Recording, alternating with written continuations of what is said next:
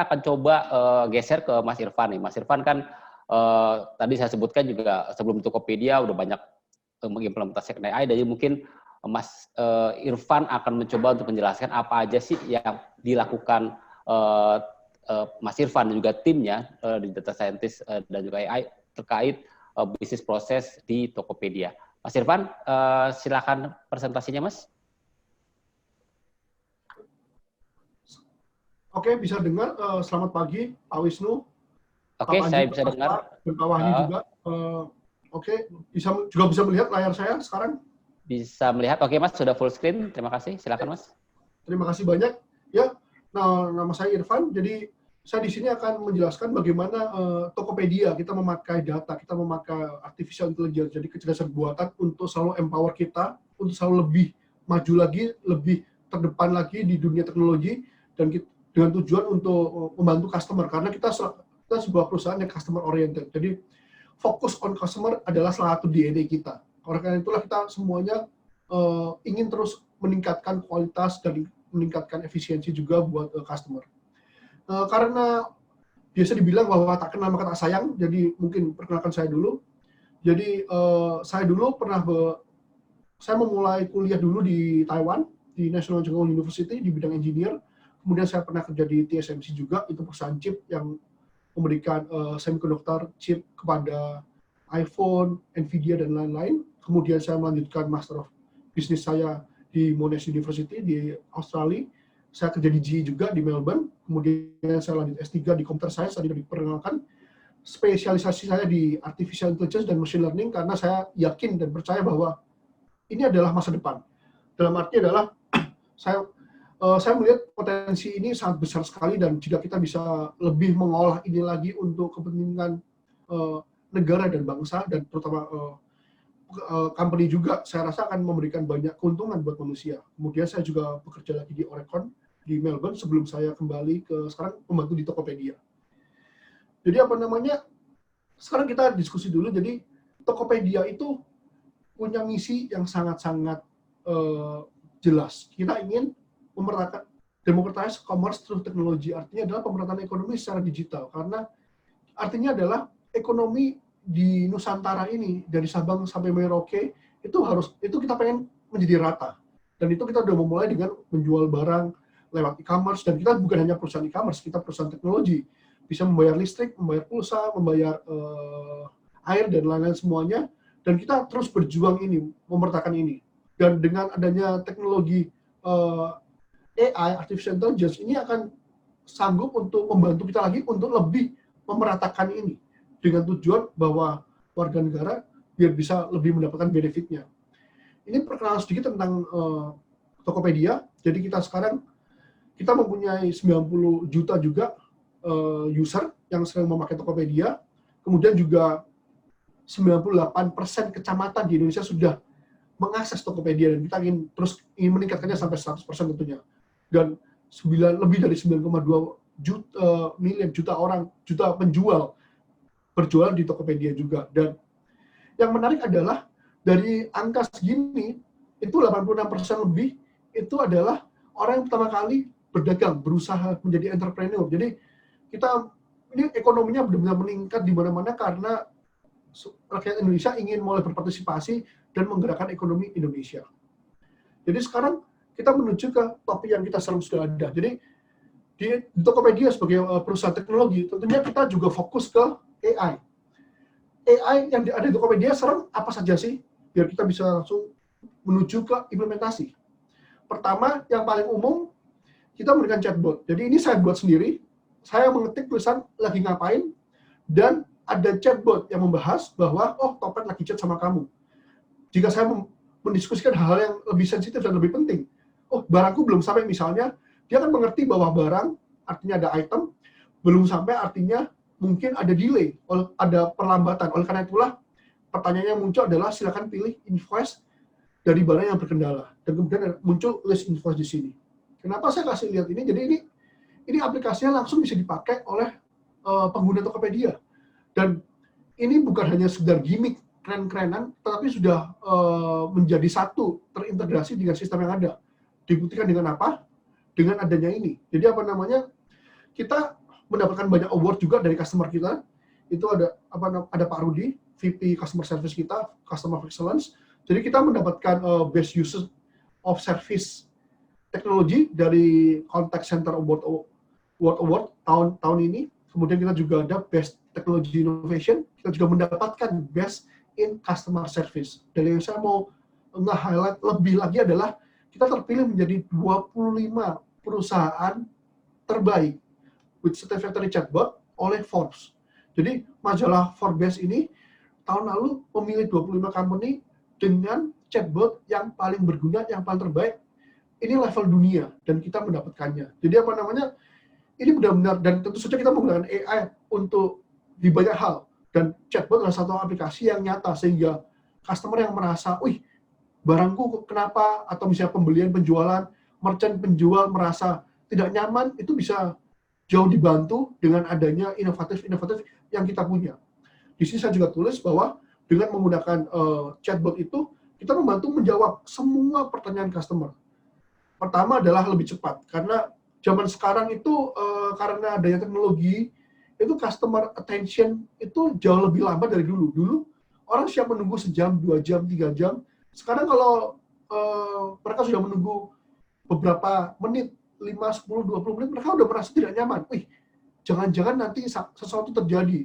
Dan oleh karena itulah, waktu yang tepat, dan yang kedua adalah lebih precise. Jadi bukan hanya cepat, tetapi juga akurat. Jadi mereka akan tenang, dan mereka mendapatkan informasi secara hampir real time. Dan itu adalah hal-hal yang akan sangat membantu buat pengguna kita. Pengguna adalah penjual dan pembeli. Dan pihak-pihak di sekitarnya juga partner-partner juga. Kemudian yang kedua adalah intelligent search. Jadi ini adalah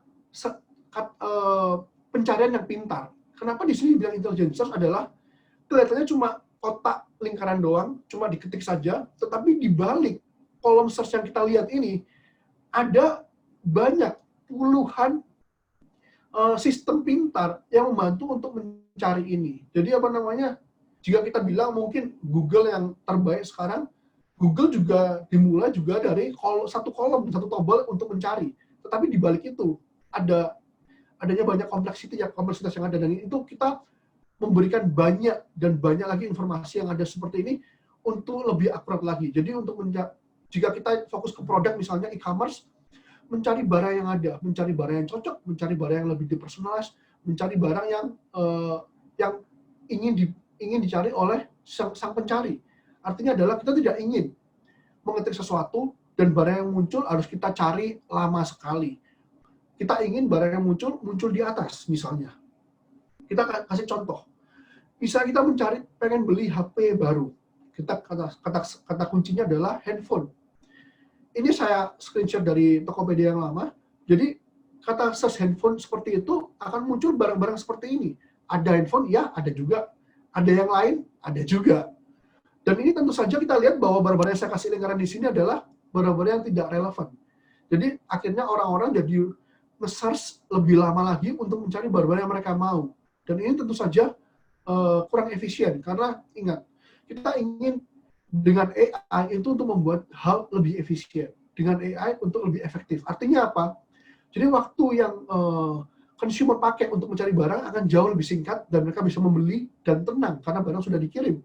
Dan waktu sisanya mereka bisa pergunakan untuk misalnya mendekatkan diri dengan keluarganya, dengan temannya, lebih bonding, lebih menggunakan waktunya lebih berkualitas dengan orang-orang tersayangnya mereka. Itu tujuan kita. Dan setelah dengan AI, kata keyword yang sama, handphone, memunculkan barang-barang yang related dengan handphone.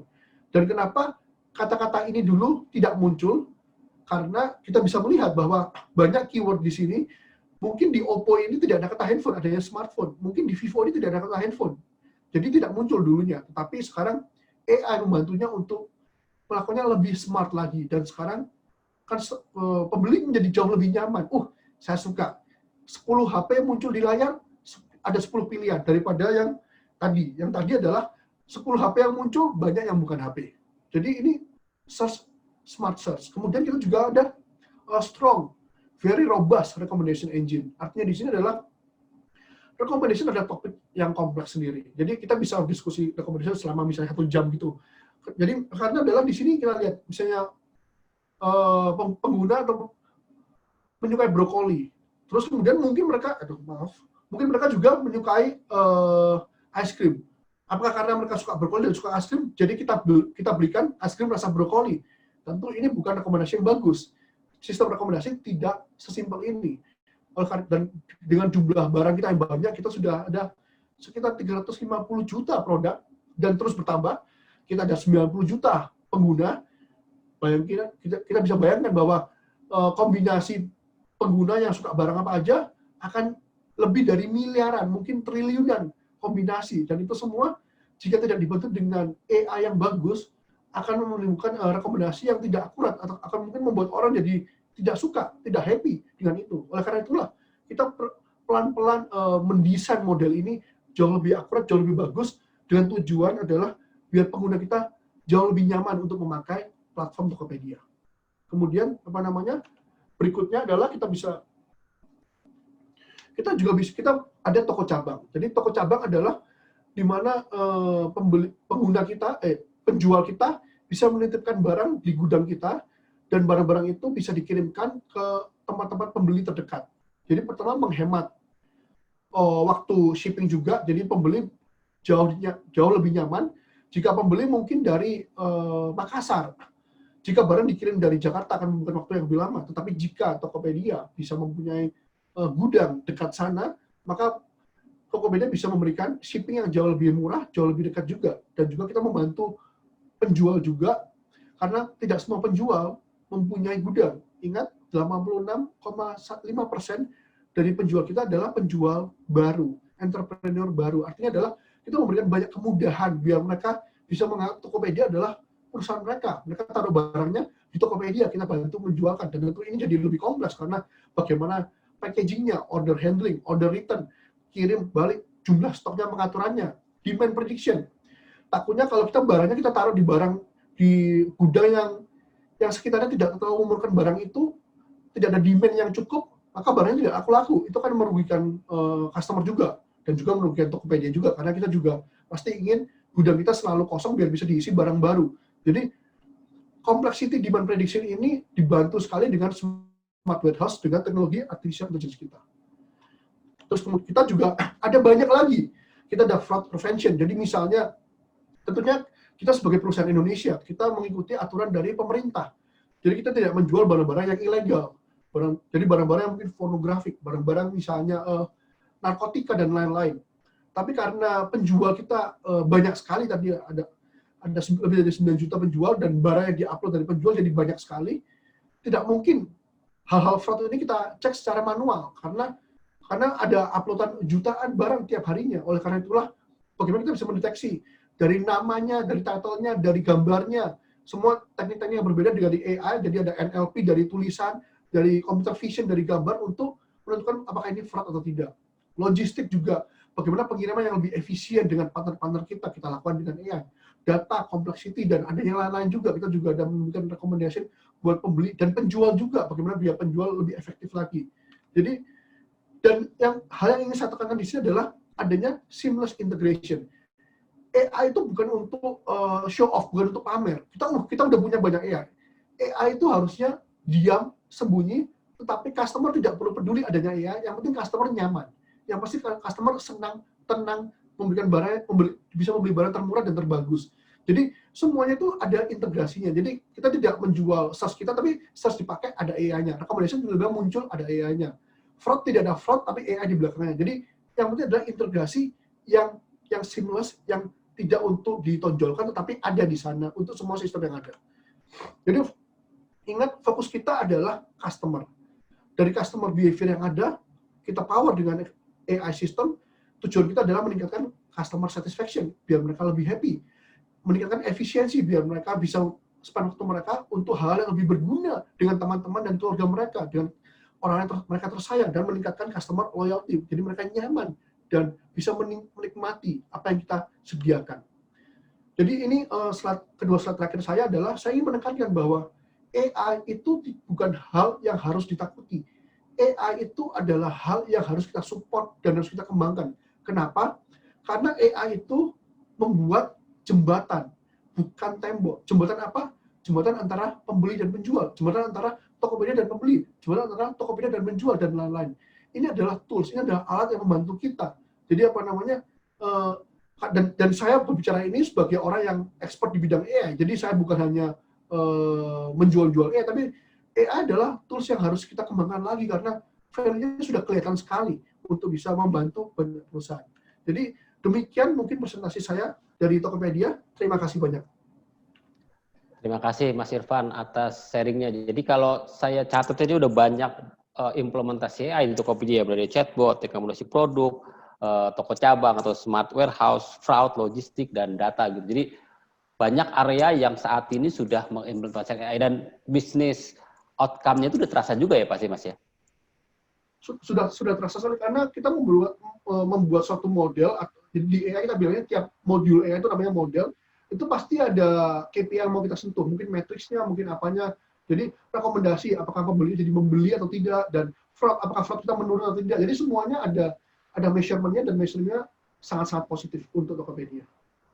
Oke, nanti kita cerita tuh Mas, bagaimana sebenarnya strateginya, karena kan kita perlu tahu bahwa ketika AI sebagai teknologi yang baru itu kan bagaimana menghitung efektivitas dari sebuah implementasi AI itu kan menjadi penting ketika kita meyakinkan manajemen atau di atasnya. Nanti kita akan banyak bicara soal itu Mas, diskusi panel.